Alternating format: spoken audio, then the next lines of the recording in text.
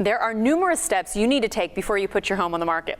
One of the biggest is hiring a realtor. In today's Realty Rant, Vince Arcuri and Victoria McGuire from Cooperative Real Estate tell you the questions, or at least help you, before you hire your next real estate agent. Good morning. Good morning. Happy 4th of July, Tampa Bay. Everybody's, I got my red, white, and blue Speedos on underneath, headed straight to the beach after Vince, this. What? You are too much. If you see me laying out on the beach, don't try to push me back in the water. It's just me getting some sun. So there you go. If you want to base your real estate professional on what they wear underneath, well, there you go. Vince is taking care of that. But I think you have a few other tips. All American. Yes.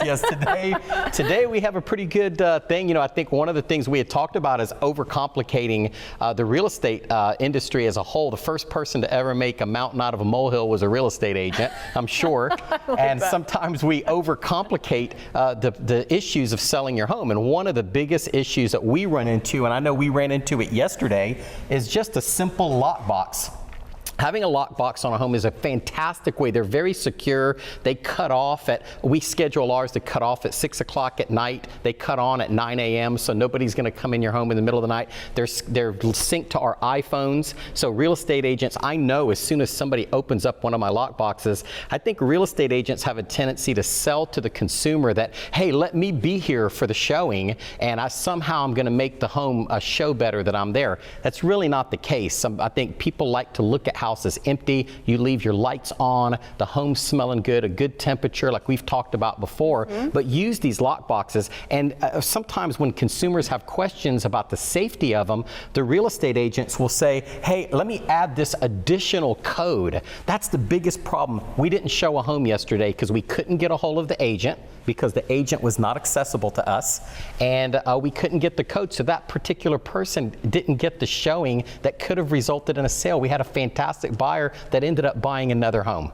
Okay, so Victoria, let me get this straight. You're saying people overcomplicate, like in the sense that when they hear about the lockbox, they want to try to make it more difficult, which in reality kind of hurts them in the end when it comes to selling their house. Is that correct? It does, yes. And another thing that a lot of agents like to do, like Vince was saying, is they want to be present when the home is being shown. Yeah. But then you have to coordinate 3 people's schedule. It's already hard enough to, coordinate 2 people's schedule in today's crazy world. So then you can't get a hold of this agent.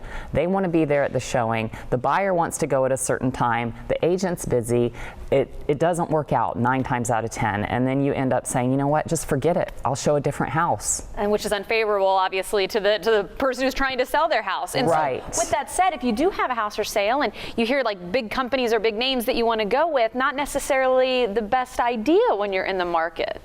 Well, I mean, I think that every real estate agent has a different strategy, but the strategy of the objective is to get as many people into your house as possible. Or let me take that back. As many qualified prospects into your house as possible that are potential buyers. The more that you can get in, the more traffic you can. One of the biggest mistakes real estate agents make is they send consumers to these consumer websites, and then they go and start browsing other properties, and they completely lose focus of your home. One of the things that we do is we make an individual website just for that particular home. It's a one-way street, if you will. We get school information, shopping information, payment information, all the information they would need to know about that one house so that they're locked into that one particular property.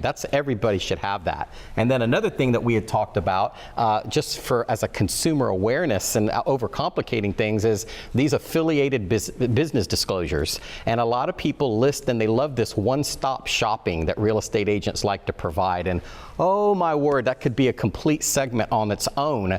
But the federal government requires you as a seller to sign this document because maybe you should read it. An affiliated business disclosure means that, hey, the real estate agent may say, hey, use my title company, use my mortgage company. Well, you know what? That's great. If you have to buy a car, maybe you buy a Chevrolet, you don't have to buy a Lamborghini. But that disclosure is saying, hey, they're getting compensated for pushing you down that road. So you as the seller need to ask the questions. This is a real realty rant today. I was going to say, yes, we are out of time, you but need to ask questions about that before you get something that you should ask as a consumer consumer and shop those rates around instead of just going with who the real estate agent puts in front of you.